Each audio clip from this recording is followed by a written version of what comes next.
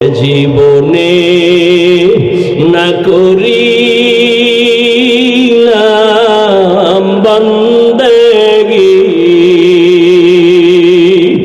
গুনাহ করে কাটাইলাম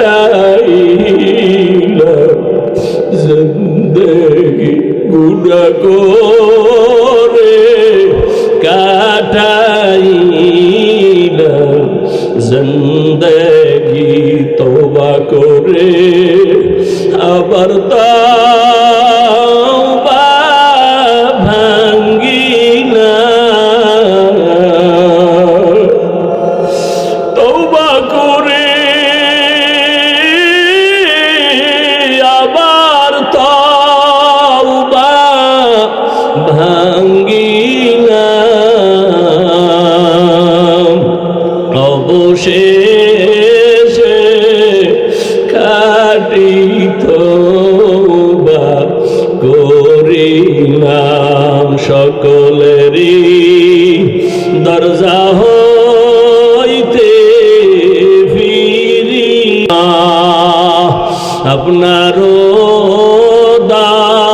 দরজায় রইলাম তাকায়া গুনাহ করছি আর তো গুনাহ করব না দয়া করে মাফ করে দেন রব্বানা। আজ আমার কপাল এত খারাপ, আমার সন্তানের খানা ক্ষুধার তৃষ্ণা আমি বাধ্য হইয়া তোমার সামনে আছি। তোমাকে দেখি তুমি দরওয়াজা জানালা বন্ধ করেছো, কিন্তু আমি তো ভয় পাই আমার মালিক দুনিয়ার কেউ দেখবে না, তবে আমার আল্লাহর দেখার দরজা কেমনে বন্ধ করবা? আমার আল্লাহ তো কোরআনে ওয়াদা করেছেন, ফাইনামা তুআল্লু ফাসাম্মা ওয়াজহুল্লাহ। ওরে বান্দা, তুই কই দৌড়াইতেছো? যেদিকেই যাবি সেদিকেই আমি আল্লাহ হাজির। ওয়া হুয়া মাআকুম আইনামা কুনতুম। আমার আল্লাহকে ফাঁকি দেওয়ার কোনো উপায় নাই। ওরে আজ আমার জীবনে কেউ আমার শরীর টাচ করে নাই, গুনার আসর লাগে নাই। আজ আমার কপাল কেন এত খারাপ? সন্তানের অভাবে পড়িয়া আজ আমি একটা জিনার জন্য রুমের মধ্যে আটকায় গেলাম। আমার মাওলা কি আমার ইজ্জত রক্ষা করবেন না? মহিলার কান্না এত বিভোর, রহমতের নবী হাদিসে ঘটনা উল্লেখ করেছেন। ওই মহিলার কান্না ওই বড় জিনাকারের অন্তরের মধ্যে দাগ কেটে গেল। ওই জিনাকার একটা চিৎকার দিয়া কয়, ও আল্লাহর বান্দি, তোমার জীবনে কেউ টাচ করে নাই, এমন জায়গায় তুমি আছো এখনো আমি টাচ করি নাই, মাত্র আমি একা। তোমার শরীরে একজন ব্যক্তি টাচ করার জন্য রুমে ঢুকাইলাম। এই একজনের কারণেই যদি তুমি আল্লাহর আযাবের ভয় পাও, তো আমি বান্দা তো জীবনে একটা না দুইটা না কত শত শত জিনা করেছি। আমার এই চোখ দিয়া কত জিনা করেছি, জবান দিয়া জিনা করেছি। মনে হয় যেন আমার পশমের গোড়ায় গোড়ায় গুনার আগুন লাগানো। এই জীবনে কত অন্যায়, কত অন্যায়, এই জীবনে কত বেগানার সাথে কথা বলেছি। আমি একজন আর দুইজন না, কত শত গুনাহ করেছি, জিনার শিকার করেছি। ওরে তুমি যদি এক জায়গায় আইসা এখনই কান্না করো আল্লাহর ভয়, আমার তো গলায় রশি লাগাইয়া কান্না করা দরকার। ও আমার কলিজার যুবক,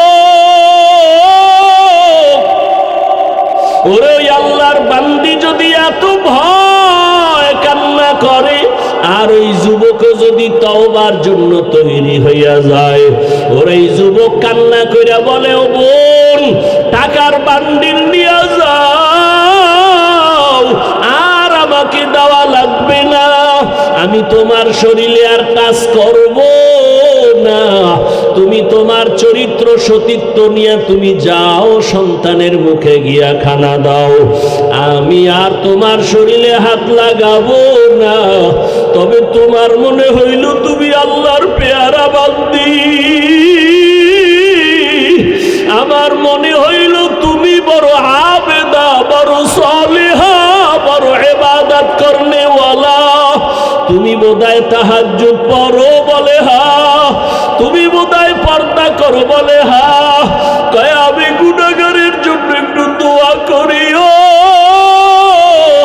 ওরে তুমি যদি আমার মাওলার জাহান্নামের আযাবের ভয় যদি তুমি কান্না করো, জানি না ওই জাহান্নাম জানি কত ভয়ঙ্কর, আল্লাহর আদালত না জানি কত ভয়ঙ্কর।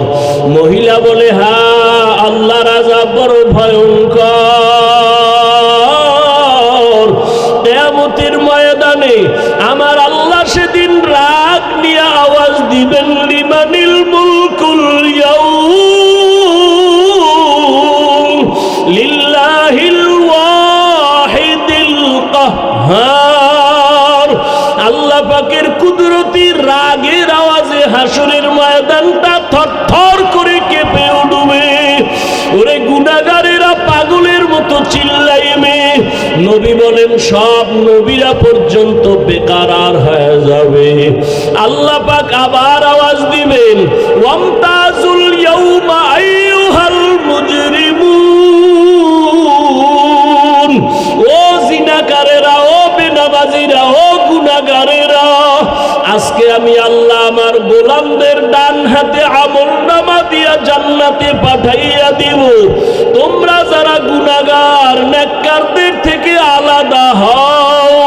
গুনাহগারেরা নেককারদের থেকে আলাদা হইতে চাইবে না। তখন আমার আল্লাহ আরো রাগ হইয়া এমন ভাবে কুদরতি একটা বাঁচুনি দিবে, গুনাহগারেরা জাহান্নামে চিটার মতো উড়িয়া উড়িয়া গিয়া জাহান্নামের দরজায় গিয়া দাঁড়াবে। আমার আল্লাহ আওয়াজ দিবে, রে ফেরেশতা, নেককারদেরকে ডাইন দিকে লাইনে দাঁড় করাও, আমি ডান হাতে আমলনামা দিব। আমলনামা দেওয়ার পর ডান হাতের আমলনামা যারা পাবে, এরা হাসতে হাসতে জান্নাতের মেহমানখানায় চলে যাবে। আর আল্লাহ যাদের বাম হাতে আমলনামা দিবেন, ওই আল্লাহ এমন রাগ করে বলবে, ও ফেরেশতা, এই বেনামাজি নাফরমান আমি আল্লাহর দেওয়া নিয়ামত কম ভোগ করে নাই। আমার দেওয়া পানি, আমার দেওয়া চাঁদের আলো, সূর্যের আলো, আমার দেওয়া সব নিয়ামত, ওরে আমি আল্লাহ ওরে ঘুমের থেকে না উঠাইলে কোনোদিন সজাগ হতে পারত না। এই বান্দা আমার নিয়ামত পাওয়ার পর আমার দেওয়া চক্ষু দিয়া বেগানার দিকে তাকাইছে, আমার দেওয়া জবাল দিয়া আমি আল্লাহরে ডাকি নাই। বেগানার সাথে ঘন্টার পরে ঘন্টা গুনাহের কথা বলছে। ও ফেরেশতা, ওরে বাম হাতে আমলনামা আমি সোজা দিব না, এই গুনাহগারের বুকের মাঝে ছিদ্র করিয়া ফেলো, বুকের মাঝে ছিদ্র করিয়া বাম হাত বুকের মাঝে ঢুকাইয়া পিঠের থেকে বের করো। ফেরেশতারা আল্লাহর হুকুম পাওয়া মাত্র বুকের মাঝে ছিদ্র বানাইয়া বাম হাতটা ঢুকাইয়া পেছন দিকে বের করে ফেলবে। আমার আল্লাহ কোরআনে বলেন, আমি আল্লাহ তখন পিঠের দিকের হাতে আমলনামা দিয়া আমি আল্লাহ বলবো, ইকরা কিতাবাকা কাফা বিনাফসিকাল ইয়াউমা আলাইকা হাসিবা। ও বান্দা বান্দি, জীবনে যত অন্যায় করছো হিসাব নামায় আমলনামায় লেখা, নিজের হিসাব নিজে মিলাও। ফেরেশতারা বলবেন, হে মালিক, তোমার বান্দার হাত পেছনে, আমলনামা পেছনে, চেহারাটা সামনে, চোখ দুইটার সামনে পড়বে কিভাবে? আল্লাহ আবার রাগান্বিত হইয়া বলবে, ফেরেশতা এই গুনাহগার নাফরমানের ঘাড় ধরিয়া মোচড় দিয়া পেছন দিকে ফিরাইয়া দাও। ফেরেশতারা আল্লাহর হুকুম পাইয়া মোচড় দিয়া পেছন দিকে ফিরাইয়া এরপরে বলবে, দেখ জাহান্নামের আযাব কেমন।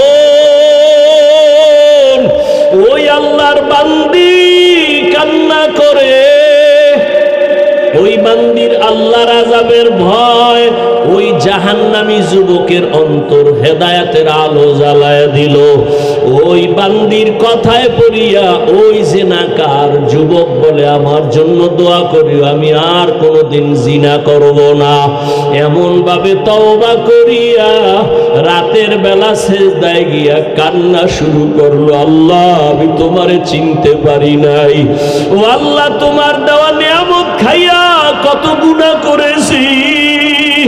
ওরে ওই কবরে আমার আজকে দুনিয়াতে টাকা পয়সা বাড়ি গাড়ির অভাব নাই, কিন্তু আজকে আমার মরণ হয়ে গেলে আমি একা, আমার ডানে মাটি বামে মাটি আর কিছুই নাই। সাদা কাফনের প্যাকেট বানাই আমারে কবরে রাখবে। এইভাবে কান্না করিয়া তওবা করে ফেললো। আর ওই আবেদা আল্লাহর বান্দি টাকা নিয়ে বাড়ি চলে গেল। ওই জাহান্নামী জিনাকার এমন ভাবে তওবা করে ফেললো, কিছুদিন অসুস্থ থাকিয়া দুনিয়ার থেকে আল্লাহর বান্দা বিদায় হয়ে গেল। ওই সময় নবী হাদিসে লেখছেন, ওই সময় ভালো মানুষ যদি মারা যাইত, তার বাড়ির দরওয়াজার মেইন গেইটে একটা লেখা উঠা থাকতো।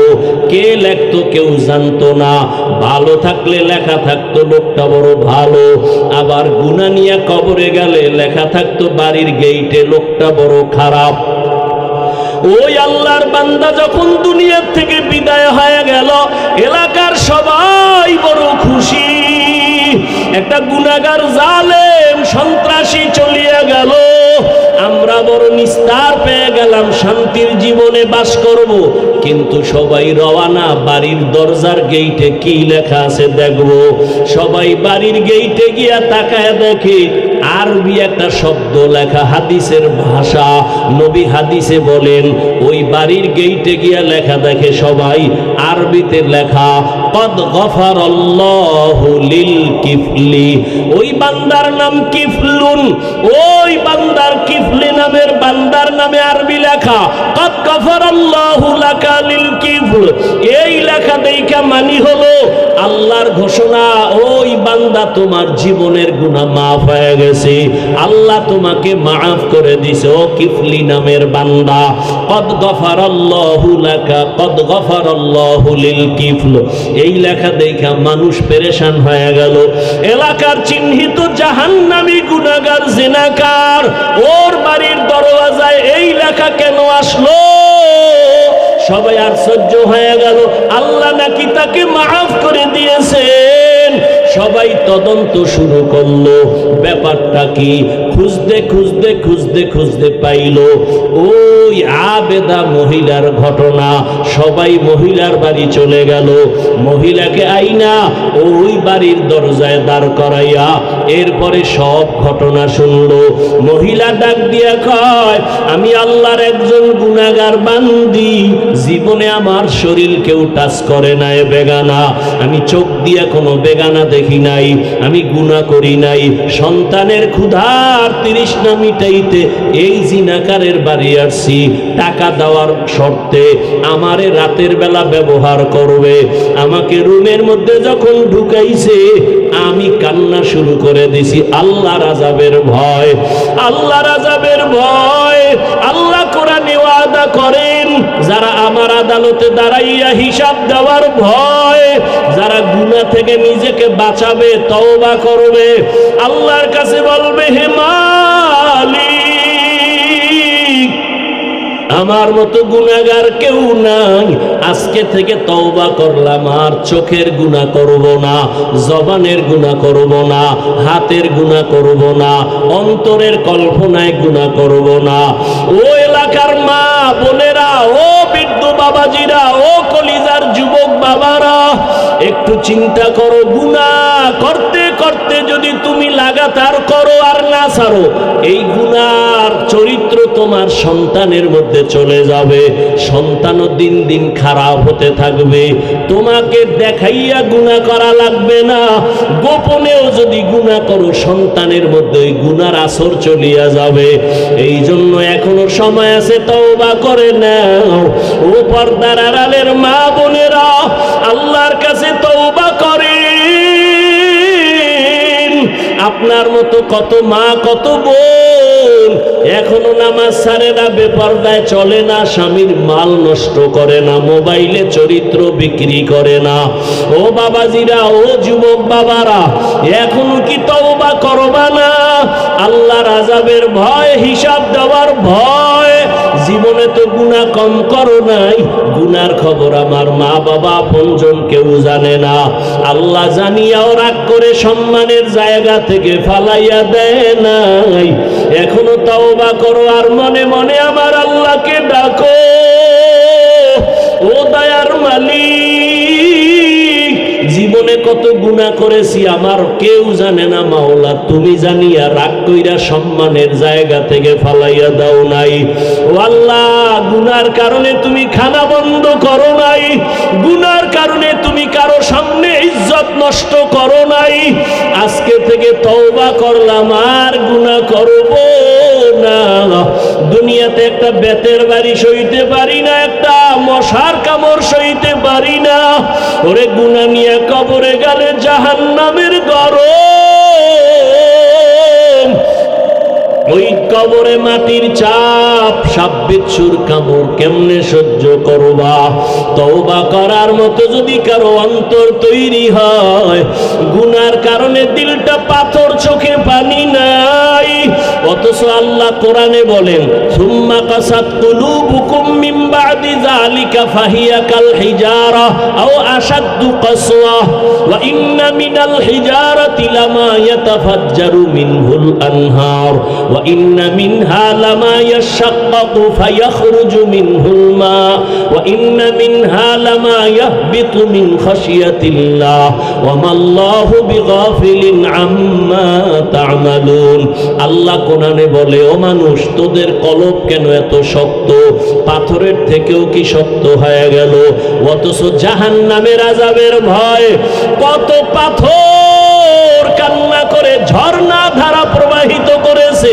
ওই যে পাথরগুলো পানি ফেলে ঝর্ণার মতো, আল্লাহ কোরআনে বলে ওরা পানি ফেলে না, জাহান্নামের আযাবের ভয় কান্না করে। কিছু পাথর আছে টপ টপ করে পানি ফালায় আর কাঁদে, আবার কিছু পাথর আছে জাহান্নামের ভয়ে ফেটে যায়, এক জায়গা থেকে আর এক জায়গায় পড়ে যায়। আল্লাহ কয়, ও মানুষ, এত খারাপ কেন? তোমার কলম কি পাথরের থেকেও শক্ত?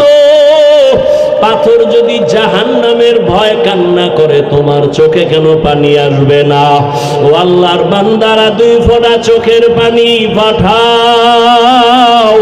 ওই মা বাবার জন্য 2 ফোঁটা চোখের পানি ফেলো। গুনার কথা স্মরণ করে কান্না করো। কান্না যদি না আসে, যাদের চোখে পানি তাদের থেকে দোয়া নাও। আল্লাহর কাছে বলতে থাকো, হে মালিক, জীবনে শয়তানের ধোকায় পড়ে কত নামাজ ছাড়লাম, দাড়ি কাটলাম, বেপরদায় চললাম, মা বাবার সাথে বেয়াদবি করলাম, ভাইয়ের সাথে, ভাইয়ের সাথে, বোনের সাথে, মুরব্বীদের সাথে, ওলামায়ে কেরামের সাথে, শিক্ষকের সাথে। আজকে থেকে তওবা করে নিলাম, আল্লাহ, জীবনে আর কোনোদিন মা বাবার সাথে বেয়াদবি করব না, ওস্তাদের সাথে, শিক্ষকের সাথে, ওলামায়ে কেরামের বিরোধিতা করে গুনাহগার হব না।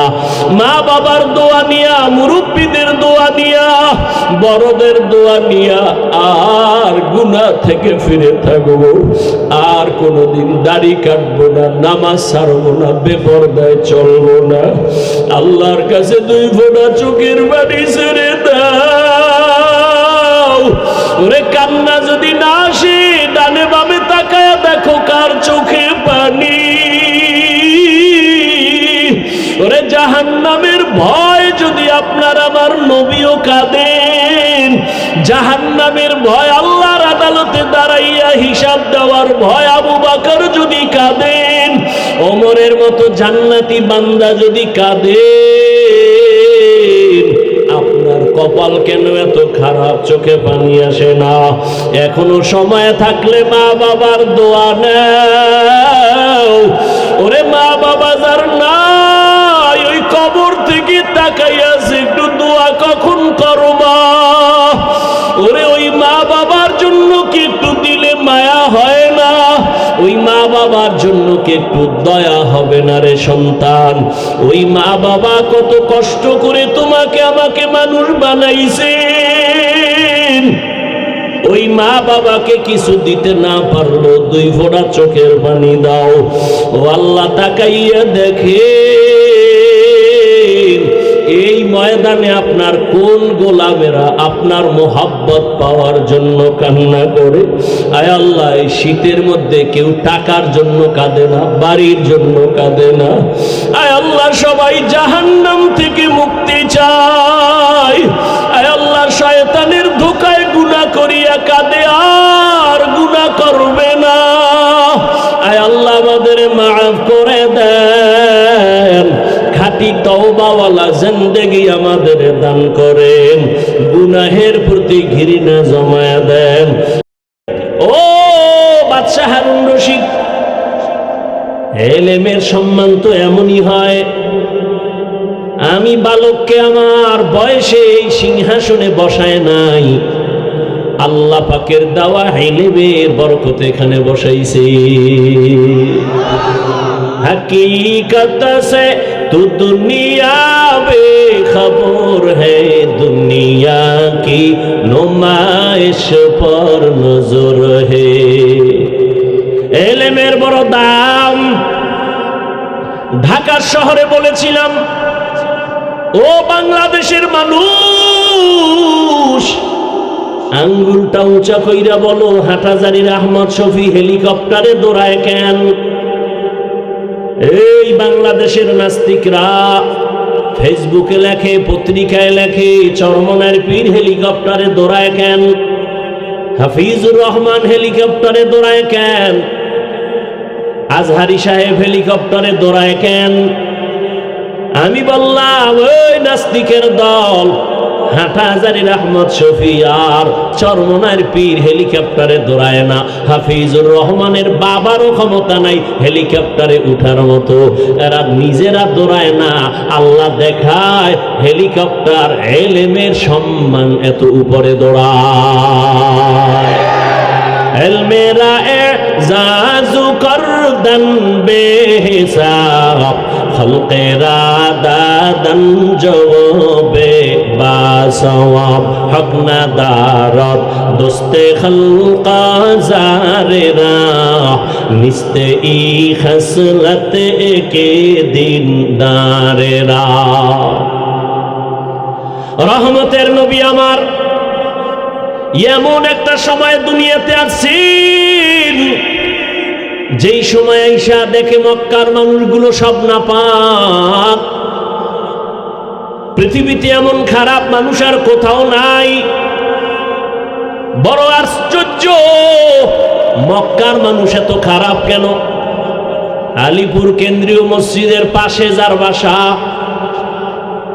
এই বাসাওয়ালারা যতটুকু খারাপ, এর পাশে দূরে যারা তারা আরো খারাপ হবে। কিন্তু মসজিদের পাশের মানুষগুলো একটু অন্যের তুলনায় কম খারাপ হবে, এটাই তো নিয়ম। কিন্তু পৃথিবীর শ্রেষ্ঠ ঘর বাইতুল্লাহ মক্কায়, যেই বাইতুল্লাহর দিকে শুধু তাকায়া থাকবে সওয়াব, যেই বাইতুল্লাহর এরিয়ায় একবার আল্লাহ বলে ডাক দিবে 1,00,000 বার আল্লাহ বলার সওয়াব। যেই বাইতুল্লাহর এরিয়ায় একটা সিজদা দিবে 1,00,000 সিজদার সওয়াব। এই দামি বাইতুল্লাহ, যেই বাইতুল্লাহ আল্লাহ জমিনটা বানাইয়া অন্য কিছু বানান নাই, প্রথমে বাইতুল্লাহ বানাইলেন। ইন্না আউওয়ালা বাইতিন উযিআ লিন-নাসি লাল্লাযী বিবাক্কাতা মুবারাকাও ওয়া হুদা মুবারাকাও ওয়া হুদান লিল আলামিন।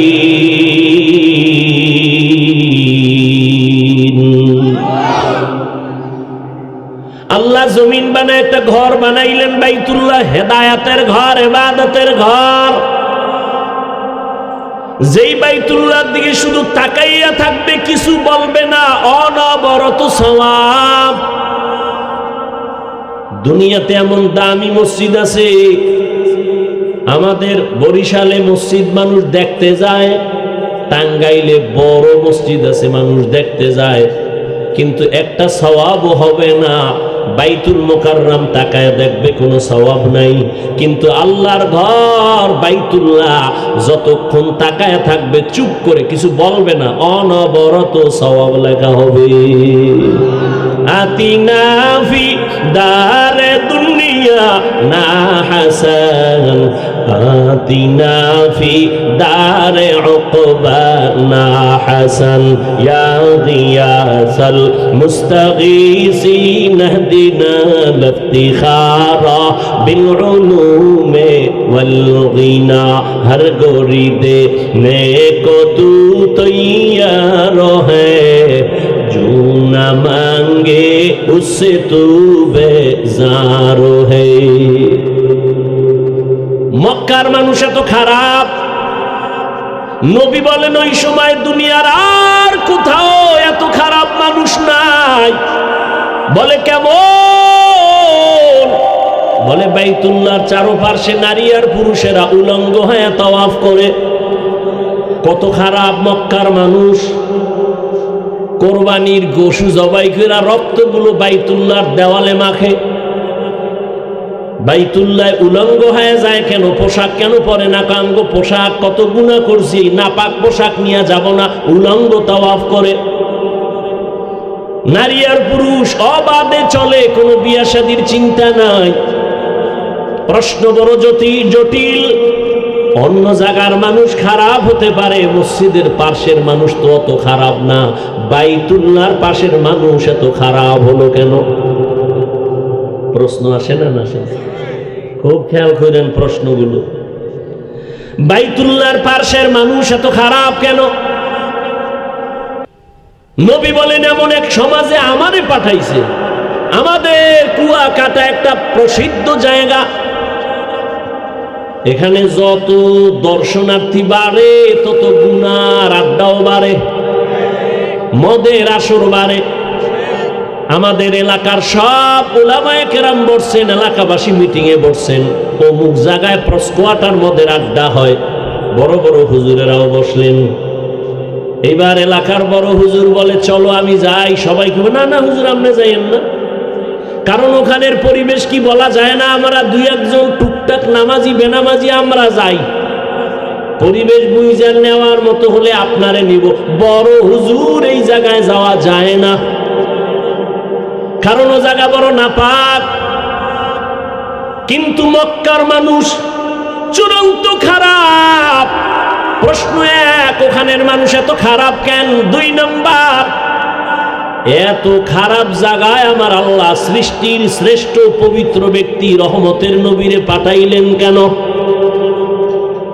নবীরে তো অন্য জায়গায় পাঠাবেন, বাইতুল মুকাদ্দাস আমাদের প্রথম কিবলা, সেখানে আল্লাহ না পাঠাইয়া পৃথিবীর নিকৃষ্টতম জায়গায় পবিত্র নবী আমার, যেই নবীর চেহারা দেখলে পেটের ক্ষুধা নিবারণ হয়ে যায়, আল্লাহ সেই নাপাক মানুষের মাঝে নবীরে কেন পাঠাইলেন?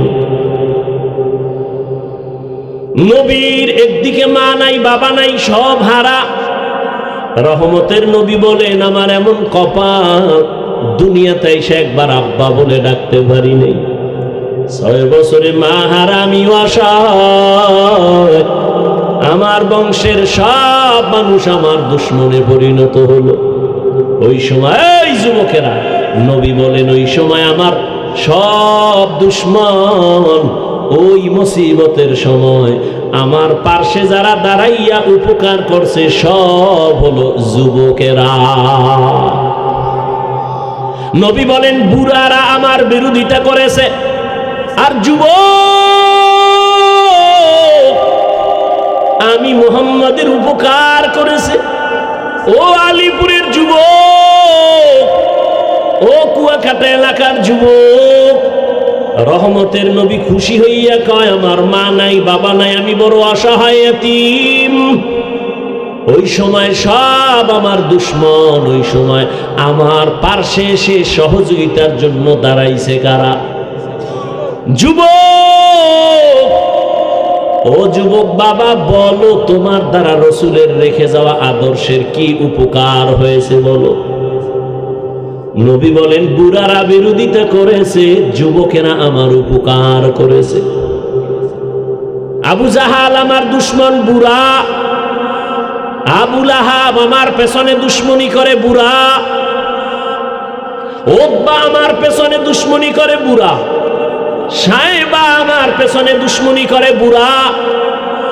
উপকার করছে কারা? যুবক। কয় কোন যুবক? কয় 7 বছরের একটা সন্তান, 11 বছরের মাঝখানে কেউ বলে 8, কেউ বলে 9, কেউ বলে 11 বছর, এই বয়সের একটা সন্তান দৌড়াইয়া রহমতের নবীর হাতে হাত লাগাইয়া কালেমা ভরিয়া কয়, নবী, কেউ যদি আপনার সাথে না থাকে, আমি 7 বছরের সন্তান আপনার হাত বলিয়ান করার জন্য, আমার জীবনটা কোরবান করার জন্য আদা করলাম। কয় বছর? 7 বছর থেকে 11 বছর। নবী কয়, আমার কলিজা ঠান্ডা হয়ে গেছে। কেন? এতদিন তুমি ছিলা আমার চাচাতো ভাই, এখন তুমি আমার সাহাবী, কিছুদিন পরে এই সাহাবী হবে নবীর জামাতা। এতটি পরিচয় দেওয়ার পরে নামটাও কইতে পারবেন নি? আলী কি আপনার ছোট ভাই নি? একটু সুন্দর করে কইবেন না? হযরত আলী রাদিয়াল্লাহু তাআলা, দেখছেন নি? আনহু কি? আর মহিলা হইলে হবে আনহা, পুরুষের বেলায় আনহু। হযরত আলী রাদিয়াল্লাহু তাআলা আনহু, মহিলা সাহাবিয়া আয়েশা রাদিয়াল্লাহু তাআলা আনহা। একজনের নাম আবুল কালাম, আপনি ডাক দিয়েছেন এই কাইল্লা। এটা সুন্দর হইছে। প্রত্যেকটা জিনিসের একটা আদব আছে, আদব আছে না? লিকুল্লি শাইইন জিনাতুন ফিল ওয়ারা ওয়া জিনাতুল মারই তামামিল ইতামামুল আদাবি আজ খোদা খাহিমে তৌফিক আদব বে আদব মাহরুমে গাস্তাজ ফজলে রা। কথা কোন জায়গায় দেখেন ঢুকছি মনে আসেনি? কন একজনে কন। হ্যাঁ, মাশাআল্লাহ মাশাআল্লাহ। ওই 9 বছরের বালক কই? সিংহাসনে বসে আছে, বৈশাই একটা ভূমিকা রাখছে। কয় জবাব পরে, আগে শোন, এলেমের সম্মান এমনই হয়। ওই হযরত আলী 7 থেকে 11 বছর রহমতের নবীর হাতে হাত লাগাইয়া এমন দামি হয়ে গেলেন, রহমতের নবী একটা কলিজা দিয়া দোয়া করলেন, আনা দারুল হিকমা ওয়া আলিয়ুন বাবুহা। ও আল্লাহ, আমি হলাম ইলমের ঘর, আর এই ইলমের দরওয়াজা আমার আলী। আরো আস্তে করে বলেন। কি আওয়াজ দেন? মুসলমানের একটা আওয়াজ, ঘুমন্ত মানুষ সজাগ হয়ে যাবে। ও দেশ স্বাধীন করছেন, এই জন্য আওয়াজ কমে গেছে। দেশ স্বাধীন করে নাকটাই না ঘুমাইতেছেন, আর চট্টগ্রামে আইনজীবীর গলা কাটে। হ্যাঁ, আমি ঢাকায় বলেছি, ও জাতি, মুসলমান তো স্বাধীন বলে নাক টেনে ঘুমাবে ওই দিন যেদিন হবে ইসলামের স্বাধীন। এরে যুবক, মুসলমান তো ওই দিন নাকি তেল লাগায় স্বাধীন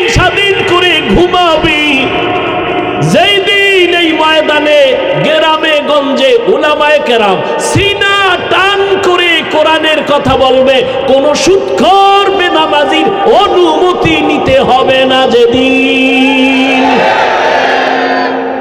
মুসলমান তো স্বাধীনভাবে ঘুমাবা সেই দিন এদেশের মসজিদ আর মাদ্রাসার কমিটির মধ্যে বেনামাজি থাকবে না যেদিন। তুকু যাওয়া সুন্নতে আহমদ কুজা বাহা মোহাম্মদ কাইবুয়াদ নেসবতরা মান আহাব্বা সুন্নতি কৌলে রসুল মজদায়ে কানা মাই হাম কুন কবুল। শিয়াল আছে না, শিয়াল, শিয়ালের মুরগি দিছে আমানত 3 দিন। কয়দিন? শিয়াল পণ্ডিত 3 দিন মুরগি আমানত। শিয়াল কয় দোয়াও চাই মাফও চাই, 1 সেকেন্ড তো রাখা যাবে না, জিন্দাও পাইতে না মরাও পাইতে না। শিয়ালের হাতে মুরগি রাখলে যেই অবস্থা হবে ভালো করে মুখস্থ করো হে মুমিন। শিয়ালের হাতে মুরগি রাখলে যা হবে, ধর্মের চাবি সুদখোর বেনামাজির হাতে রাখলে তাই হবে। সুদখোর বেনামাজির হাতে ধর্মের চাবি রাখলে ওই দশা হবে। বলেন তো রাখছে কারা? জিব্রাইল। কারা রাখছে? আমরা কিন্তু কষ্ট লাগে না? ভোটের আগের রাইতে কুত্তার পায়খানা খাইছেন টাকা বইলা, আমরা কিন্তু কষ্ট লাগে না? স্লোগান দেন ইসলাম চাই, আর ভোটের আগের রাত্রে নাপাক টাকা খাইয়া কেবলা ঘুরাইয়া দেন। কথা ঠিক? তো সরকারের গালি দেন কেন? দোষ তো সব আপনার। আপনি হারামখোর, এজন্য আপনার নেতাও হারামখোর। আপনি সুদখোর, আপনার নেতাও সুদখোর। বর্তমান বাংলাদেশে আলেম চেয়ারম্যান আছে না নাই? নাই? মুফতি হেদায়েতুল্লাহ আজাদি রানিং চেয়ারম্যান, বিবারি আমজাদ হোসেন আশরাফি রানিং চেয়ারম্যান আছে না? এই আলেম চেয়ারম্যান এক জায়গায় করেন আর সব বেনামাজি এক জায়গায় করেন। খোঁজ নেন উলামায়ে কেরাম কি করেছে। নোয়াখালী আছে মুরব্বী হাফিজি হুজুরের জামাতা খালিদ সাইফুল্লাহ দামাত বারাকাতুহুম, সাইকেলের মধ্যে চাল নিয়া মানুষের বাড়ি সরকারি বরাদ্দের চাউল নিজে গিয়া সাইকেলে লইয়া মেপে মেপে দিয়ে আসে। এদেশে জনগণের দায়িত্ব যদি উলামায়ে কেরাম নেয়, কিছু না পারলেও দুর্নীতি আর চুরি হবে না। উলামায়ে কেরাম আগেও যেমন ছিল এখনো আছে, সামনেও তেমন, কোনো টেনশন নেই। চেয়ারম্যানের চেয়ারের মেয়াদ শেষ, হুজুর কোনো চেয়ারের মেয়াদই নেই, আবার কিসের শেষ?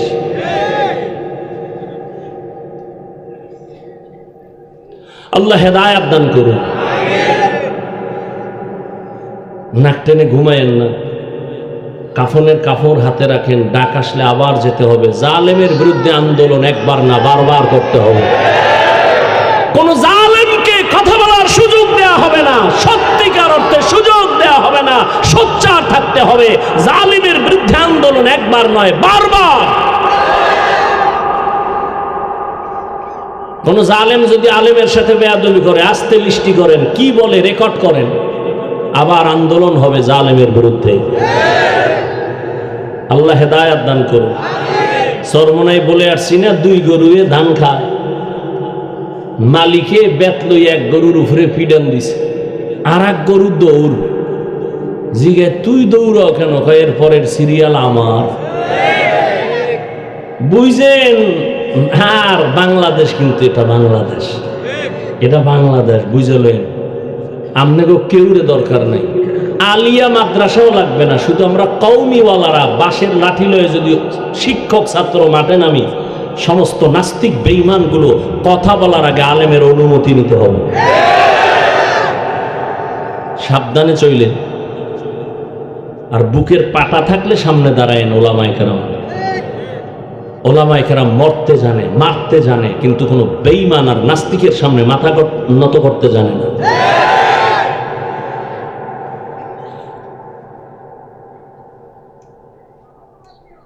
রাসূল রাষ্ট্র পরিচালনা করেন নাই? আবু বকর করেন নাই? কয় রাজনীতি নাই। ইমাম সাহেব আপনি নিরপেক্ষ থাকবেন। আমি বলি যুবকরা আবার সোজা হও, আওয়াজ দাও। ইমাম যদি নিরপেক্ষ থাকতে হয়, কমিটির প্রত্যেকটা দায়িত্বশীলকে নিরপেক্ষ থাকতে হবে।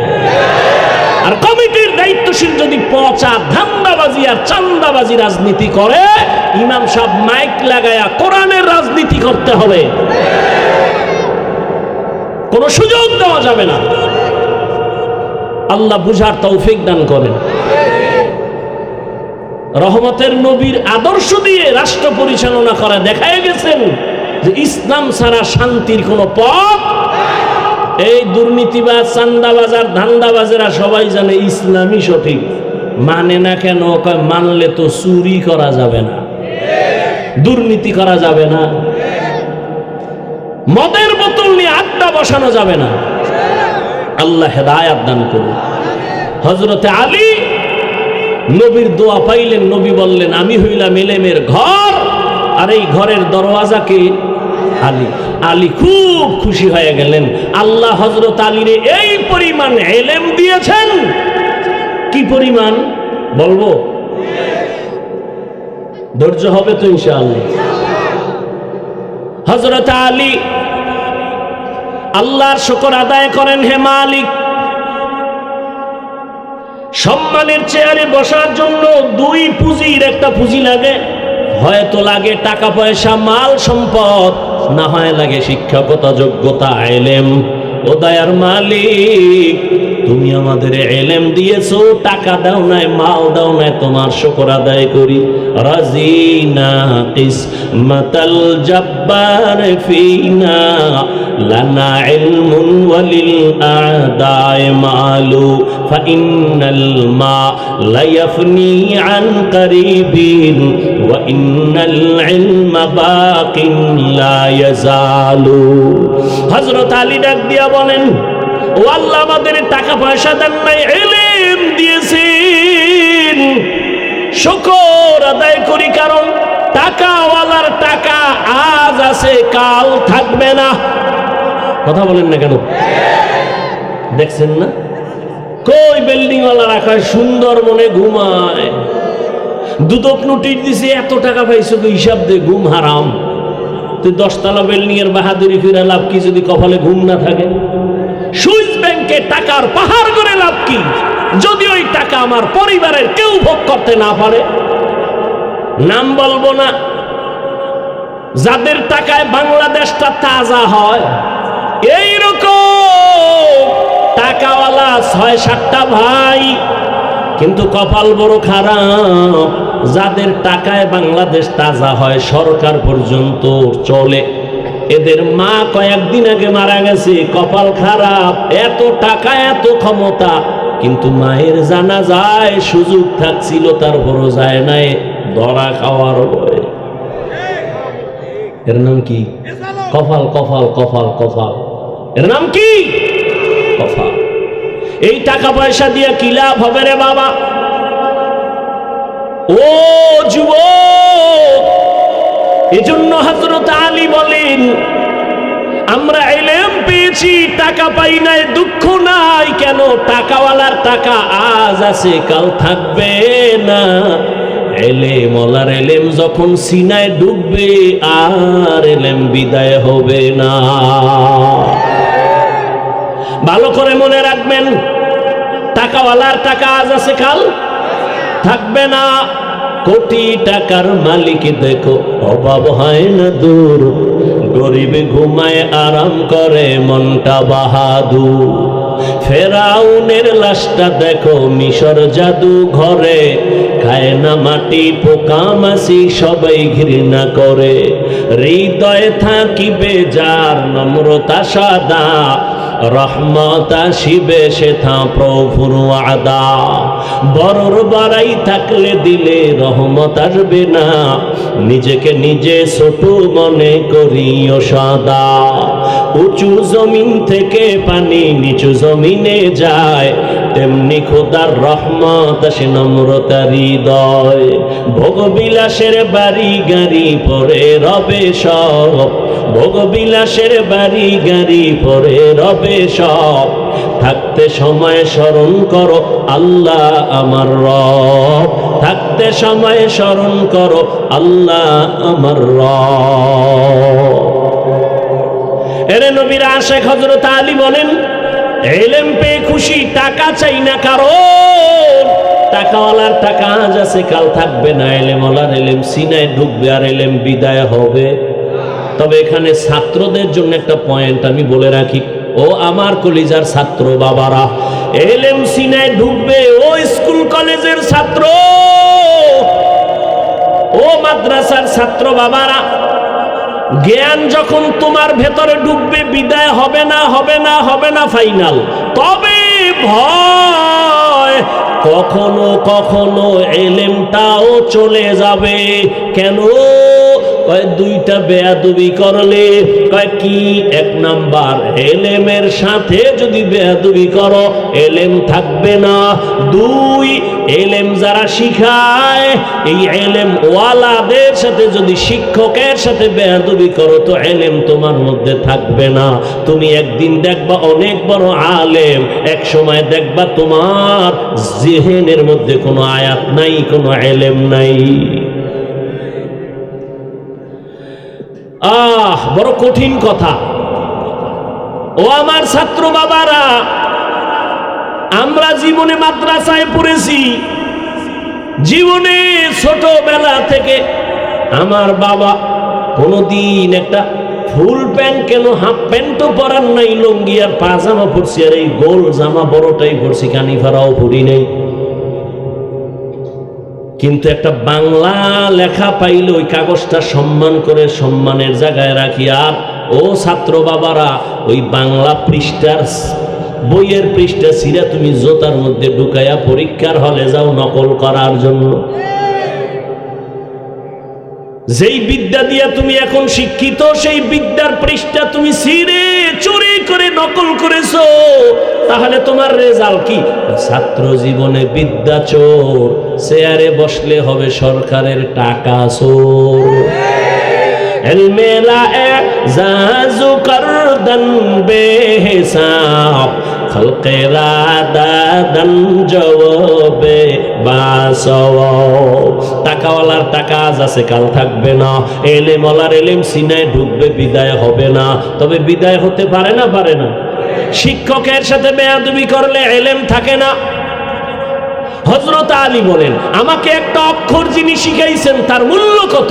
মান আল্লামানি হারফান ইনশাআ বাআ ওয়া ইনশাআ আতাকা।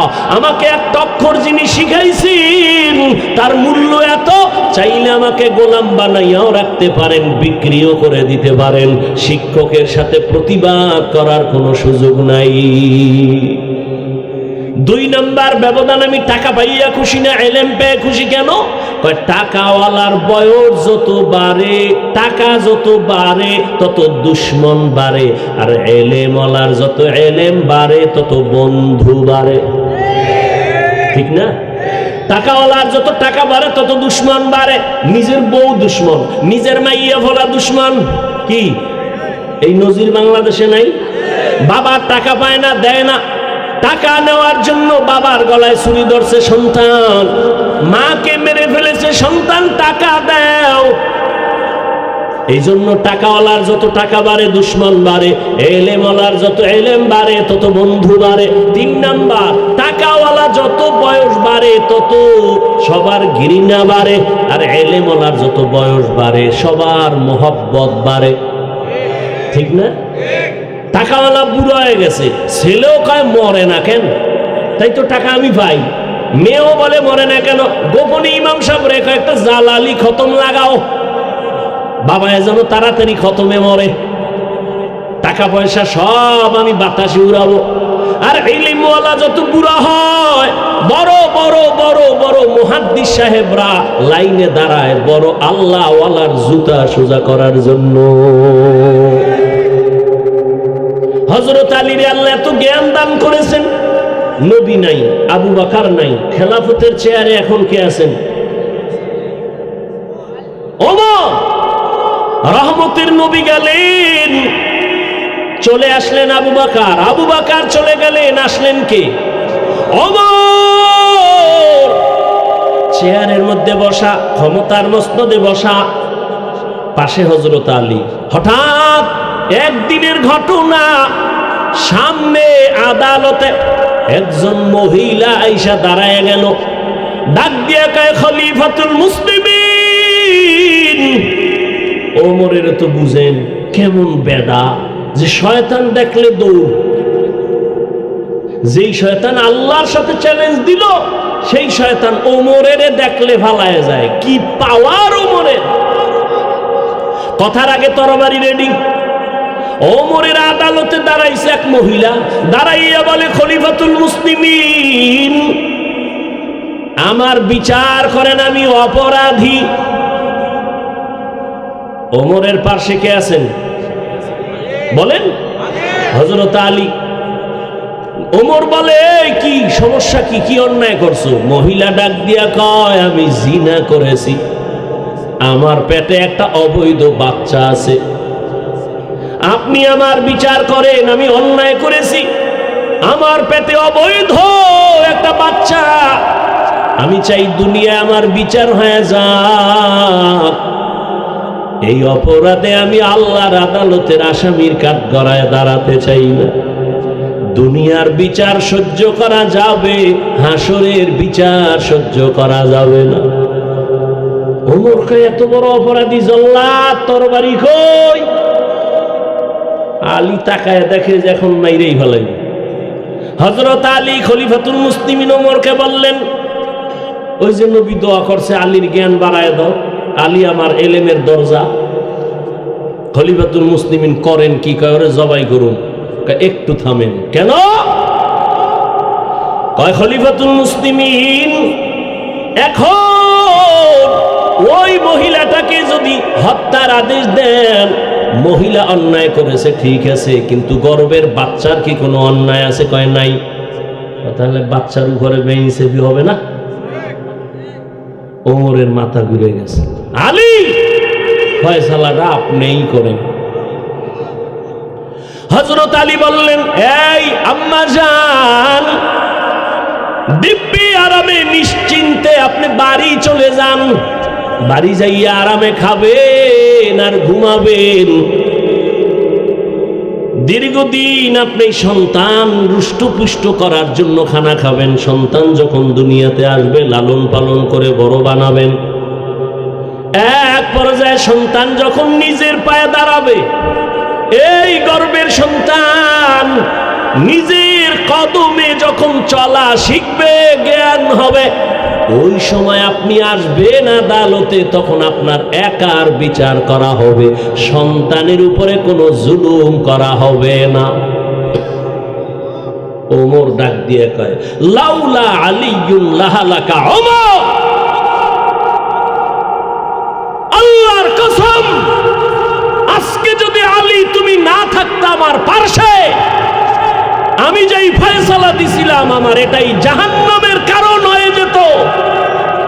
আলী, তোমার দোয়া কাজে লাগছে, রাসূল দোয়া করেছে, তুমি ইলমের দরওয়াজা, আজ সেটা প্রমাণ হয়ে গেল। ইলমের সম্মান, ইলমওয়ালার সম্মান। আলীপুর বাজারে বিল্ডিং এর অভাব নাই, কিন্তু আল্লাহর কসম, একটা বিল্ডিং এর ওই পরিমাণ দাম নাই কোরআনওয়ালা টিনের ঘরের যেই দাম। কোরআনের কারণে এত দাম, ঠিক এই মজলিসটারও কোরআনের বরকতে এই দাম। ঠিক ওই কোরআনের ইলমের কারণে আল্লাহ আমাকেও সে সম্মান দিয়েছেন, একমাত্র কোরআনের কারণে, টাকার কারণে না, ক্ষমতার কারণে না, একমাত্র আল্লাহর দেওয়া কোরআনের ইলমের বরকত। বাচ্চা হারুন রশিদ প্রশ্ন করল, আমি জাহান্নামী নাকি জান্নাতি জবাব দাও। 9 বছরের বালক দাঁড়ায় গেল, সিংহাসনে বসলো। আল্লাহ তাআলা তাকেও ইলমের ভান্ডার খুলে দিয়েছেন। বড় বড় আলেমরা তাকায় আছে, 9 বছরের বালক আবার কি বলবে? মাওলায় ক্ষমতা দিলে হয় না, হয় না? ইলমেরা এজাজু করদন বেহিসাব, খলকেরা দাদন জওয়াবে বাসও। বাদশা হারুন রশিদ একদিকে রাষ্ট্র চালায়, অন্যদিকে বাদশা হারুন রশিদ একজন বড় বুজুর্গ। জানা থাকলে বলেন, হারুন রশিদের বউয়ের নাম কি? জুবায়দা খাতুন। কে সেই জুবায়দা? মক্কায় যাবেন, এখনো সেই জুবায়দার নামে বিশাল বড় পানির ড্রেন আছে, নাম হলো নহরে জুবায়দা। এই ক্ষেত্রে আমি পর্দার আড়ালের আম্মা জান ও বোনদেরকে বলি, ও পর্দার আড়ালের আম্মা জানেরা, বোনেরা, এত বড় ক্ষমতাওয়ালা বাদশা হারুন রশিদ, কিন্তু তার স্ত্রীর কত পাওয়ার। কিন্তু জুবায়দা এমন একজন আল্লাহর গোলাম, হলো আল্লাহর বান্দি, কোরআনে হাফেজা। সুবহানাল্লাহ কোন? কোরআনে। শুধু কি তাই, এই জুবায়দার কাজের মহিলা 100। কত? প্রত্যেকটা কাজের মহিলা কোরআনে হাফেজা। জুবায়দা কয়, আমি চাই আমার ঘরের মধ্য থেকে প্রত্যেকটা মিনিট আর সেকেন্ডে যেন কোরআনের তেলাওয়াতের আওয়াজ হয়। আওয়াজ। মহিলা 100 জন কাজের বাক করে দিছে, এই তুমি আধা ঘন্টা তেলাওয়াত করবা, এরপরে কাজে নামবা। আবার এই মহিলা তুমি তেলাওয়াত শুরু করবা, তুমি আবার 1 ঘন্টা তেলাওয়াত করে কাজে নামো। এইভাবে 24টা ঘন্টা জুবায়দা খাতুন কাজের মহিলাকে রেডি করে দিছে, যে কোনো না কোনো মুহূর্ত যেন কোরআন তেলাওয়াত ছাড়া আমার ঘরের মধ্যে আওয়াজ না হয়। কেমন জুবায়দা! আর আমগো ঘরের আম্মাজান বোনদের কাজের লোকের কি হালাত! কাজ করলে চুলা আগুন জ্বলে, কাজ যদি না করে স্বামী, কাজ চুলা আগুন জ্বলে না।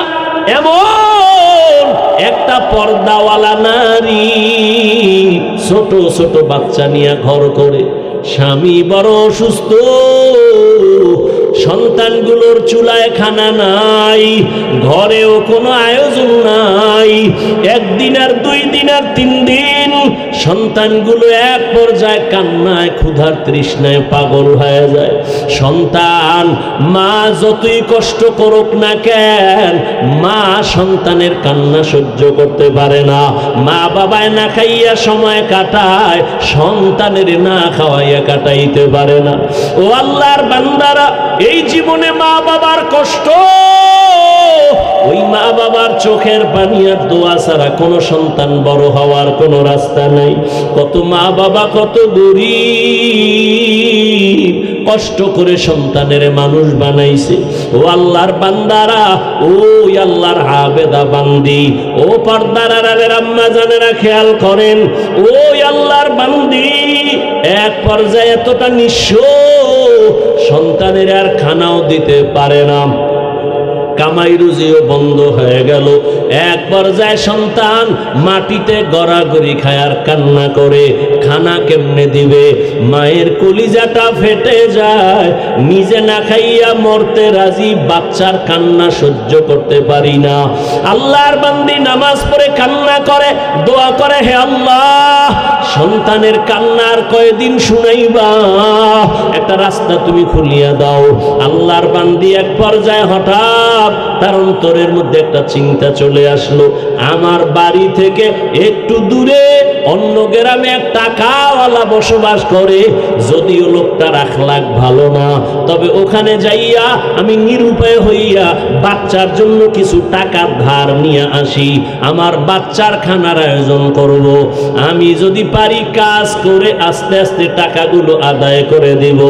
মা পেরেশান হইয়া চিন্তা করে ওই বড় লোকের বাড়ি চলে গেল।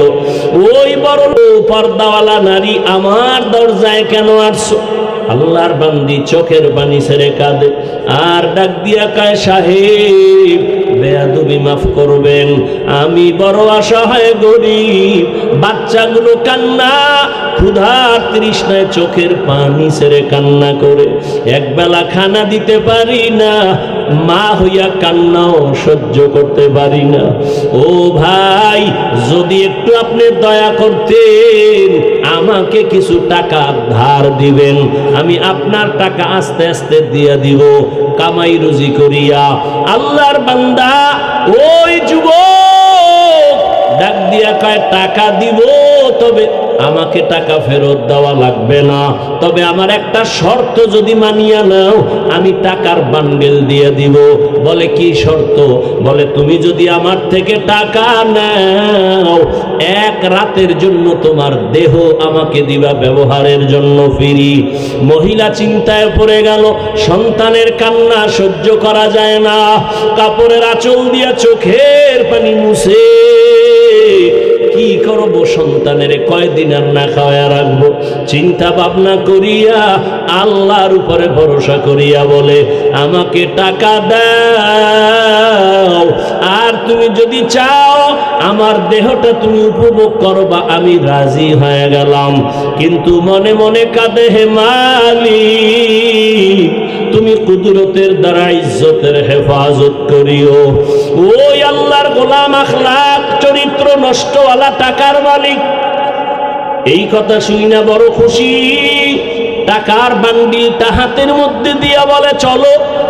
তার অন্দর মহলের মধ্যে ঢুকাইয়া একটা রুমের মধ্যে নিয়ে বসাইয়া টাকার বান্ডিল পাশে রাইখা দরওয়াজা জানালা বন্ধ করে দিল। এরে নবীর উম্মত, ওই মহিলার গায়ে এখনো হাত লাগায় নাই, টাচ করে নাই, কিন্তু ওই গুনাহগার বান্দা দেখে মহিলা বসে বসে হাউমাউ করে কান্না করে আর চোখের পানি মুছে। এবার ডাক দিয়া কয়, রে বোন, তুমি কেন কান্না করো? আমি তো তোমারে টাচ করি নাই, তোমার টাকাও তো আমি নিয়ে যাই নাই, তুমি আবার কেন এই রুমের মধ্যে বসে কান্না করো? আল্লাহর বান্দি চোখের পানি ছেড়ে কয়, ভাই, আমার এই জীবন, আমার বাবা বড় কষ্টের জীবন দিয়ে আমাকে বড় বানাইছে, আমার জীবনে একটা চরিত্রের কলঙ্কের দাগ নাই। আজ আমি সন্তানের খানার জন্য নিরুপায়, আমি সন্তানের মায়া সহ্য করতে পারি না। একটা মা সন্তানের দূরে রেখে যত ভালো খানা ঘরে তৈরি হয়, মা কখনো মুখে দেয় না, সন্তানের চিন্তায় বড় ব্যস্ত। আমি মা ভালো খাবো না জানি সন্তান কত কষ্টে জীবন কাটায়। মা ডাক দিয়া কয়, রে ভাই, তুমি আমার শরীরের মধ্যে টাচ করো নাই, আমার জীবনে আমাকে কোনো বেগানা টাচ করে নাই।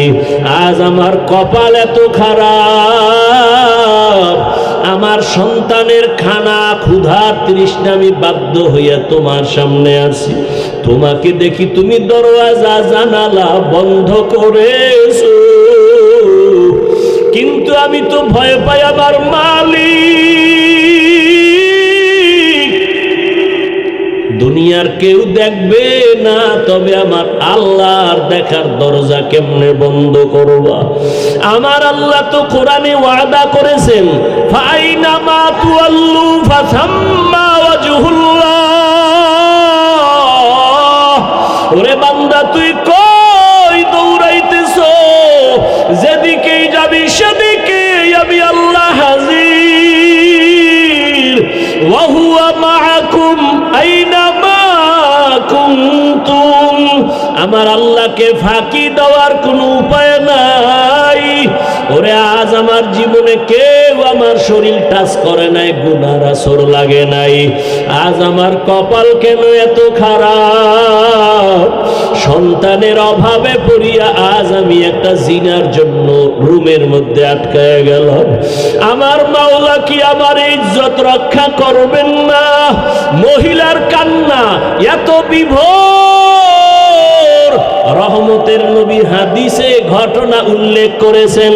ওই মহিলার কান্না ওই বড় জিনাকারের অন্তরের মধ্যে দাগ কেটে গেল। ওই জিনাকার একটা চিৎকার দিয়া কয়, ও আল্লাহর বান্দি, তোমার জীবনে কেউ টাচ করে নাই, এমন জায়গায় তুমি আসছো, এখন আমি টাচ করি নাই, মাত্র আমি একা। তোমার শরীরে একজন ব্যক্তি টাচ করার জন্য রুমে ঢুকাইলাম।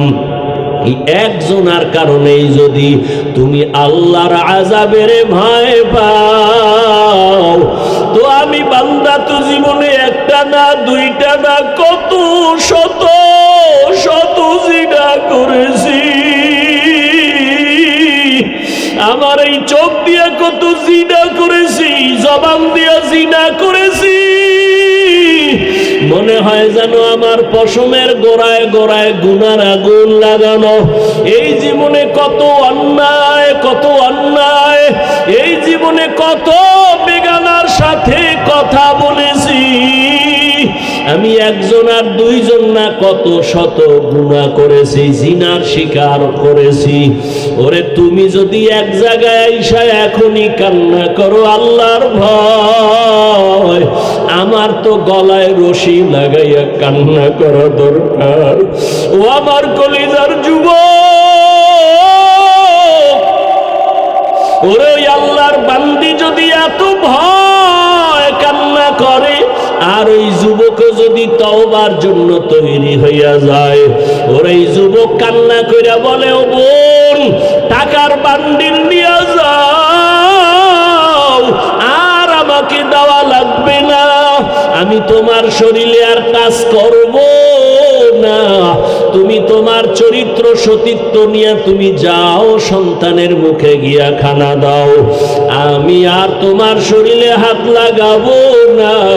তবে তোমার মনে হইল তুমি আল্লাহর পেয়ারা বান্দি,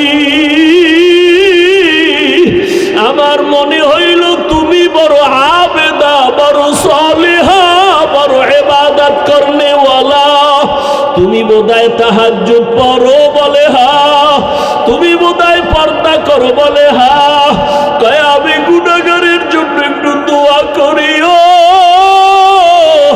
ওরে তুমি যদি আমার মাওলার জাহান্নামের আযাবের ভয় যদি তুমি কান্না করো, জানি না ওই জাহান্নাম জানি কত ভয়ঙ্কর, আল্লাহর আদালত না জানি কত ভয়ঙ্কর।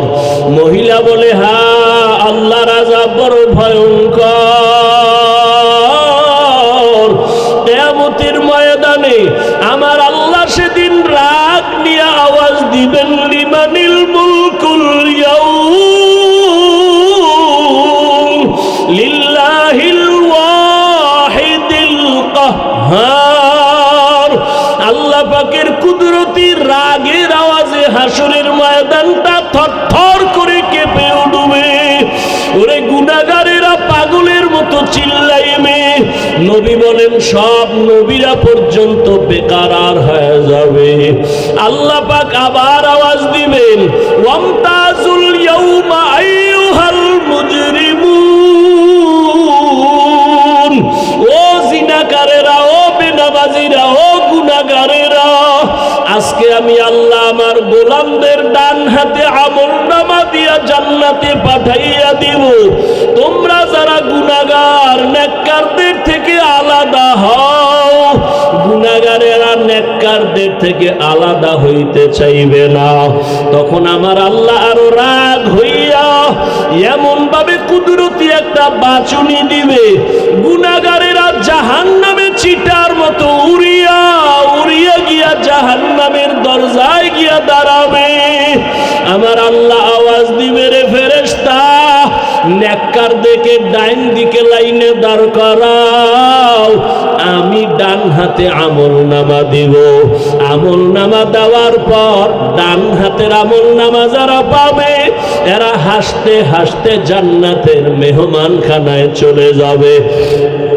আর আল্লাহ যাদের বাম হাতে আমল নামা দিবেন, ওই আল্লাহ এমন রাগ করে বলবে, ও ফেরেশতা, এই বেনামাজি নাফরমান আমি আল্লাহর দেওয়া নিয়ামত কম ভোগ করে নাই।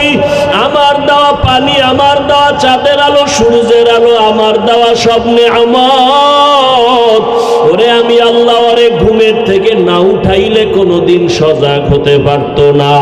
এই বান্দা আমার নিয়ামত পাওয়ার পর আমার দেওয়া চক্ষু দিয়া বেগানার দিকে তাকাইছে, আমার দেওয়া জবাল দিয়া আমি আল্লাহরে ডাকি নাই, বেগানার সাথে ঘন্টার পরে ঘন্টা গুনাহের কথা বলছে। ও ফেরেশতা, ওরে বাম হাতে আমল নামা আমি সোজা দিব না, এই গুনাহগারের বুকের মাঝে ছিদ্র করিয়া ফেলো, বুকের মাঝে ছিদ্র করিয়া বাম হাত বুকের মাঝে ঢুকাইয়া পিঠের থেকে বের করো।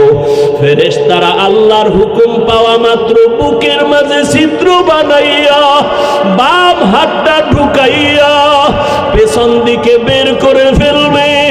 আমার আল্লাহ কোরআনে বলেন, আমি আল্লাহ তখন পিঠের দিকের হাতে আমল নামা দিয়া আমি আল্লাহ বলবো, ইকরা কিতাবাকা কাফা বিনাফসিকাল ইয়াউমা আলাইকা হাসিবা। ও বান্দা বান্দি, জীবনে যত অন্যায় করছো হিসাব নামায় আমল নামায় লেখা, নিজের হিসাব নিজে মিলাও। ফেরেশতারা বলবেন, হে মালিক, তোমার বান্দার হাত পেছনে, আমল নামা পেছনে, চেহারাটা সামনে, চোখ দুইটার সামনে পড়বে কিভাবে? আল্লাহ আবার রাগান্বিত হইয়া বলবে, ফেরেশতা, এই গুনাহগার নাফরমানের ঘাড় ধরিয়া মোচড় দিয়া পেছন দিকে ফিরাইয়া দাও। ফেরেশতারা আল্লাহর হুকুম পাইয়া মোচড় দিয়া পেছন দিকে ফিরাইয়া এরপরে বলবে, দেখ জাহান্নামের আযাব কেমন।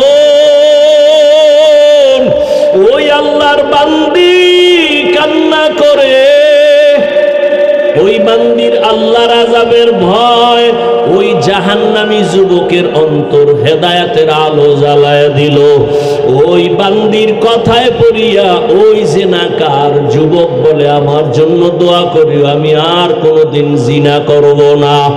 এমন ভাবে তওবা করিয়া রাতের বেলা সেজদায় গিয়া কান্না শুরু করলো, আল্লাহ আমি তোমারে চিনতে পারি নাই, ও আল্লাহ তোমার দেওয়া নিয়ামত খাইয়া কত গুনাহ করেছি। ওরে ওই কবরে আমার আজকে দুনিয়াতে টাকা পয়সা বাড়ি গাড়ির অভাব নাই, কিন্তু আজকে আমার মরণ হয়ে গেলে আমি একা, আমার ডানে মাটি বামে মাটি আর কিছুই নাই, সাদা কাফনের প্যাকেট বানাই আমারে কবরে রাখবে। এইভাবে কান্না করিয়া তওবা করে ফেললো। আর ওই আবেদা আল্লাহর বান্দি টাকা নিয়ে বাড়ি চলে গেল। ওই জাহান্নামী জিনাকার এমন ভাবে তওবা করে ফেললো, কিছুদিন অসুস্থ থাকিয়া দুনিয়া থেকে আল্লাহর বান্দা বিদায় হয়ে গেল। ওই সময় নবী হাদিসে লেখছেন, ওই সময় ভালো মানুষ যদি মারা যাইতো, তার বাড়ির দরওয়াজার মেইন গেইটে একটা লেখা উঠা থাকতো, কে লেখতো কেউ জানতো না। ভালো থাকলে লেখা থাকতো লোকটা বড় ভালো, আবার গুনাহ নিয়ে কবরে গেলে লেখা থাকতো বাড়ির গেইটে লোকটা বড় খারাপ। ওই আল্লাহর বান্দা যখন দুনিয়া থেকে বিদায় হয়ে গেল, এলাকার সবাই বড় খুশি। একটা গুনাহগার জালেম সন্ত্রাসী চলিয়া গেল, আমরা বড় নিস্তার পেয়ে গেলাম, শান্তির জীবনে বাস করব। কিন্তু সবাই রওয়ানা, বাড়ির দরজার গেইটে কি লেখা আছে দেখব। সবাই বাড়ির গেইটে গিয়া তাকায় দেখে আরবি একটা শব্দ লেখা, হাদিসের ভাষা। নবী হাদিসে বলেন ওই বাড়ির গেইটে গিয়া লেখা দেখে সবাই আরবিতে লেখা, কদ গফারাল্লাহু লিল কিফলি। ওই বান্দার নাম কিফলুন, ওই বান্দার কিফলি নামের বান্দার নামে আরবি লেখা, কদ গফারাল্লাহু লাকা লিল কিফল। এই লেখা দেখা মানি হলো আল্লাহর ঘোষণা, ওই বান্দা তোমার জীবনের গুনাহ মাফ হয়ে গেছে, আল্লাহ তোমাকে মাফ করে দিছে। ও কিফলি নামের বান্দা, কদ গফারাল্লাহু লাকা, কদ গফারাল্লাহু লিল কিফল। এই লেখা দেখা মানুষ পেরেশান হয়ে গেল। এলাকার চিহ্নিত জাহান্নামী গুনাহগার জিনাকার, ওর বাড়ির দরওয়াজায় এই লেখা কেন আসলো? সবাই আশ্চর্য হয়ে গেল, আল্লাহ নাকি তাকে মাফ করে দিয়েছেন। সবাই তদন্ত শুরু করলো, ব্যাপারটা কি? খুঁজতে খুঁজতে খুঁজতে খুঁজতে পাইল ওই আবেদা মহিলার ঘটনা। সবাই মহিলার বাড়ি চলে গেল, মহিলাকে আইনা ওই বাড়ির দরজায় দাঁড় করাইয়া এরপরে সব ঘটনা শুনলো। মহিলা ডাক দিয়া কয়, আমি আল্লাহর একজন গুনাহগার বান্দি, জীবনে আমার শরীর কেউ টাচ করে নাই বেগানা, আমি চোখ দিয়া কোনো বেগানা দেখি নাই, আমি গুনাহ করি নাই। সন্তানের ক্ষুধার তৃষ্ণা মিটাইতে এই জিনাকারের বাড়ি আসছি, টাকা দেওয়ার শর্তে আমারে রাতের বেলা ব্যবহার করবে। আমাকে রুমের মধ্যে যখন ঢুকাইছে আমি কান্না শুরু করে দিছি আল্লাহর আযাবের ভয়, আল্লাহর আযাবের ভয়। আল্লাহ কোরআনে ওয়াদা করেন, যারা আমার আদালতে দাঁড়াইয়া হিসাব দেওয়ার ভয়, যারা গুনাহ থেকে নিজেকে বাঁচাবে, তওবা করবে, আল্লাহর কাছে বলবে, হে মালিক, আমার মতো গুনাহগার কেউ নাই, আজকে থেকে তওবা করলাম, আর চোখের গুনাহ করব না, জবানের গুনাহ করব না, হাতের গুনাহ করব না, অন্তরের কল্পনায় গুনাহ করব না। ও এলাকার মা বোনেরা, ও বৃদ্ধ বাবাজিরা, ও কলিজার যুবক বাবারা, একটু চিন্তা করো, গুনাহ করতে করতে যদি তুমি লাগাতার করো আর না ছাড়ো, এই গুনার চরিত্র তোমার সন্তানের মধ্যে চলে যাবে। সন্তানও দিন দিন খারাপ হতে থাকবে। তোমাকে দেখাইয়া গুনাহ করা লাগবে না, গোপনেও যদি গুনাহ করো সন্তানের মধ্যে ওই গুনার আসর চলিয়া যাবে। এই জন্য এখনো সময় আছে, তওবা করে নাও। ও পর্দার আড়ালের মা বোনেরা, আল্লাহর কাছে তওবা করেন। আপনার মতো কত মা, কত বোন এখনো নামাজ ছাড়ে না, বেপরদায় চলে না, স্বামীর মাল নষ্ট করে না, মোবাইলে চরিত্র বিক্রি করে না। ও বাবাজিরা, ও যুবক বাবারা, এখনো কি তওবা করবা না? আল্লাহর আযাবের ভয়, হিসাব দেওয়ার ভয়। জীবনে তো গুনাহ কম করো নাই, গুনার খবর আমার মা বাবা আপনজন কেউ জানে না। আল্লাহ জানিয়াও রাগ করে সম্মানের জায়গা থেকে ফালাইয়া দেয় নাই। এখনো তওবা করো আর মনে মনে আমার আল্লাহকে ডাকো, ও দয়ার মালিক, জীবনে কত গুনাহ করেছি আমার কেউ জানে না, মাওলা তুমি জানিয়া রাগ কইরা সম্মানের জায়গা থেকে ফালাইয়া দাও নাই।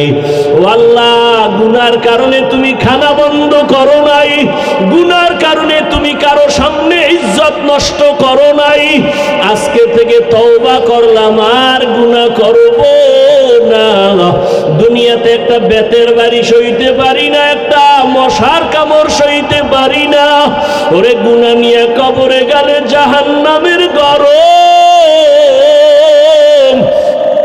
ওই কবরে মাটির চাপ, সাপ বিচ্ছুর কামড় কেমনে সহ্য করবা? তওবা করার মতো যদি কারো অন্তর তৈরি হয়, গুনার কারণে দিলটা পাথর, চোখে পানি নাই, অথচ আল্লাহ কোরআনে বলেন সুম্মা কাসাত কুলুবুকুম মিন বাদি যালিকা ফাহিয়া কাল হিজারা আও আশাদ্দু কাসওয়া ওয়া ইন্না মিনাল হিজারাতি লামা ইয়াতাফাজ্জারু মিনহুল আনহার ওয়া ইন্না মিনহা লামা ইয়াশাক্কাকু ফায়াখরুজু মিনহুল মা ওয়া ইন্না মিনহা লামা ইয়াহবিতু মিন খাশিয়াতিল্লাহ ওয়া মাল্লাহু বিগাফিলিন আম্মা তা'মালুন। আল্লাহ কোরআনে বলে, ও মানুষ, তোদের কলব কেন এত শক্ত? পাথরের থেকেও কি শক্ত হয়ে গেল? অথচ জাহান্নামের আযাবের ভয় কত পাথর কান্না করে ঝর্ণা ধারা প্রবাহিত করেছে।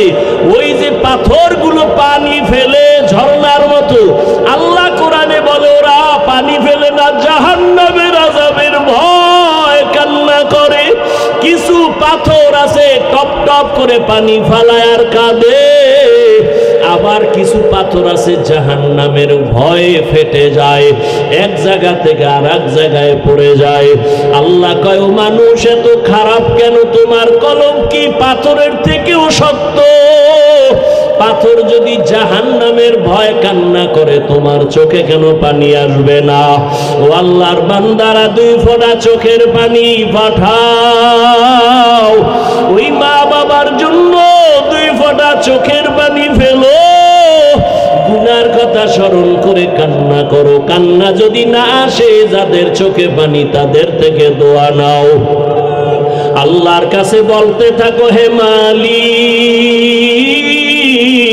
জীবনে শয়তানের ধোকায় পড়ে কত নামাজ ছাড়লাম, দাড়ি কাটলাম, বেপরদায় চললাম, মা বাবার সাথে বেয়াদবি করলাম, ভাইয়ের সাথে, ভাইয়ের সাথে, বোনের সাথে, মুরব্বীদের সাথে, ওলামায়ে কেরামের সাথে, শিক্ষকের সাথে।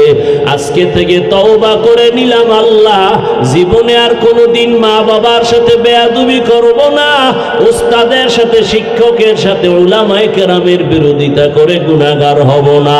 মা বাবার দোয়া নিয়া, মুরব্বীদের দোয়া নিয়া, বড়দের দোয়া নিয়া আর গুনাহ থেকে ফিরে থাকবো। আর কোনোদিন দাড়ি কাটবো না, নামাজ ছাড়বো না, বেপরদায় চলবো না। আল্লাহর কাছে 2 ফোঁটা চোখের পানি ছেড়ে দাও। ওরে কান্না যদি না আসে, ডানে বামে তাকায়া দেখো কার চোখে পানি। ওরে জাহান্নামের ভয় যদি আপনার আমার নবীও কাঁদেন, জাহান্নামের ভয় আল্লাহর আদালতে দাঁড়াইয়া হিসাব দেওয়ার ভয় আবু বকর যদি কাঁদেন, ওমরের মতো জান্নাতি বান্দা যদি কাঁদেন, আপনার কপাল কেন এত খারাপ? চোখে পানি আসে না? এখনো সময় থাকলে মা বাবার দোয়া নাও। ওরে মা বাবা যার নাই, ওই কবর থেকে তাকাইয়াছে, একটু দোয়া কখন করবা? ওরে ওই মা বাবার জন্য কি একটু দিলে মায়া হয় না? ওই মা বাবার জন্য কি একটু দয়া হবে না রে সন্তান? ওই মা বাবা কত কষ্ট করে তোমাকে আমাকে মানুষ বানাইছেন। ওই মা বাবাকে কিছু দিতে না পারলো, 2 ফোঁটা চোখের পানি দাও। ও আল্লাহ, তাকাইয়া দেখে এই ময়দানে আপনার কোন গোলামেরা আপনার মোহাব্বত পাওয়ার জন্য কান্না করে। আয় আল্লাহ, এই শীতের মধ্যে কেউ টাকার জন্য কাঁদে না, বাড়ির জন্য কাঁদে না। আয় আল্লাহ, সবাই জাহান্নাম থেকে মুক্তি চায়। আয় আল্লাহ, শয়তানের ধোঁকায় গুনাহ করিয়া কাঁদে, আর গুনাহ করবে না। আয় আল্লাহ, আমাদের মাফ করে দেন। খাঁটি তওবাওয়ালা জিন্দেগি আমাদের দান করেন। গুনাহের প্রতি ঘৃণা জমায়া দেন। আয় আল্লাহ, গুনাহের প্রতি ঘৃণা জমায়া দেন। নবীজির সুন্নাতওয়ালা জিন্দেগি আমাদের দান করেন। আমিন। আলহামদুলিল্লাহি রাব্বিল আলামিন। والصلاة والسلام على سيد الأنبياء والمرسلين وعلى آله وأصحابه أجمعين يا أرحم الراحمين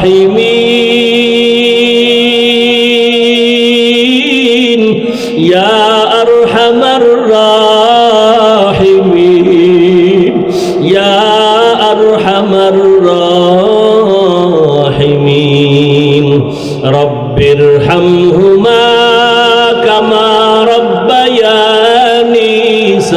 كبيرا رب ارحمهما كما ربياني صغيرا اللهم إنك عفو كريم تحب العفو فاعف عنا اللهم إنا نسألك رضاك والجنة ونعوذ بك من سخطك والنار اللهم إنا نعوذ بك من البرص والجنون والجذام وسيء الأسقام ودير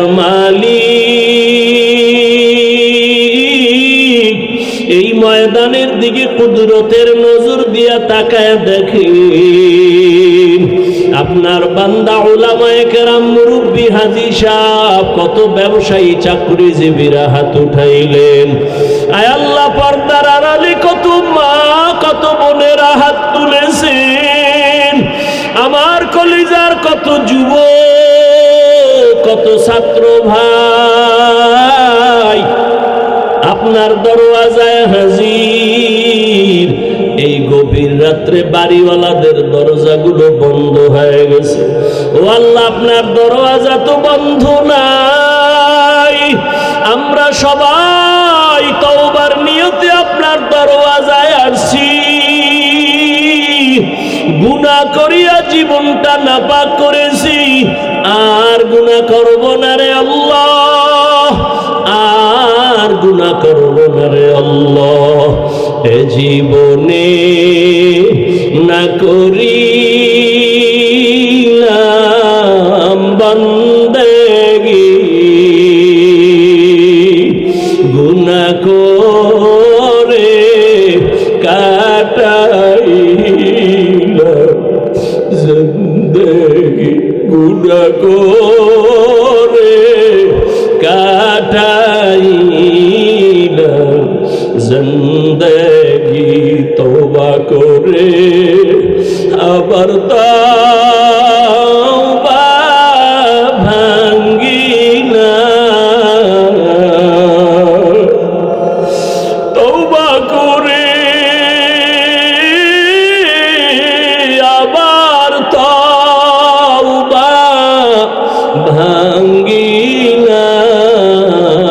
ভাঙ্গিলাম অবশেষে খাঁটি তওবা করিলাম সকলেরই দরজা হইতে ফিরিয়া আপনারও দরজায় রইলাম তাকায়া গুনাহ করছি আর তো গুনাহ করব না দয়া করে মাফ করে দেন রব্বানা আয় আল্লাহ গুনার কারণে দিলটা পাথর চোখে পানি নাই কান্নাওয়ালা চক্ষু দান করেন আল্লাহ।